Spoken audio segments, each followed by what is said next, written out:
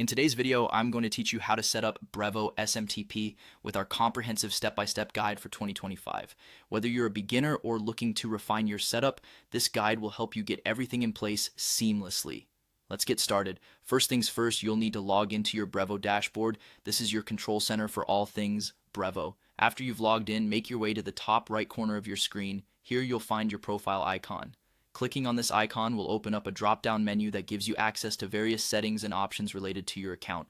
Within this drop-down menu, look for the option labeled SMTP and API. This area is where all your email settings and configurations are managed. Click on it and you'll be directed to a new section of the dashboard. It's the place where you can find all the important details for setting up SMTP. Now, once you're in the SMTP and API section, your next move is to click on the SMTP tab.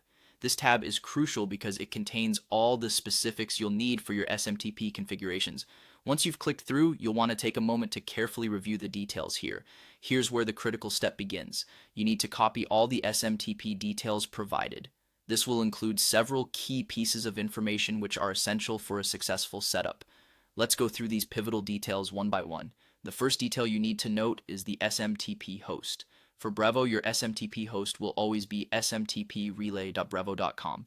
Think of this as the unique address that tells your email software where to send your messages through Brevo. Next up is the SMTP port. Depending on your security requirements, you have two options for this.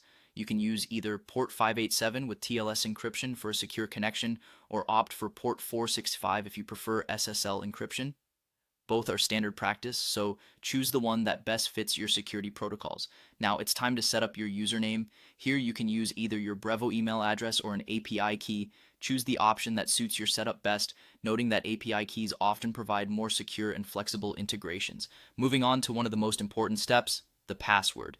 Instead of a traditional password, you'll generate an SMTP key. Look for the option to generate a new SMTP key. Once generated, make sure you copy this key immediately, as it's necessary for your emails to be sent securely.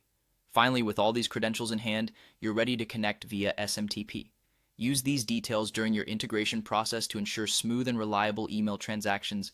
With these steps complete, you should now have a fully operational Brevo SMTP setup. This configuration not only ensures secure email delivery, but also sets the stage for efficient communication through your Brevo account.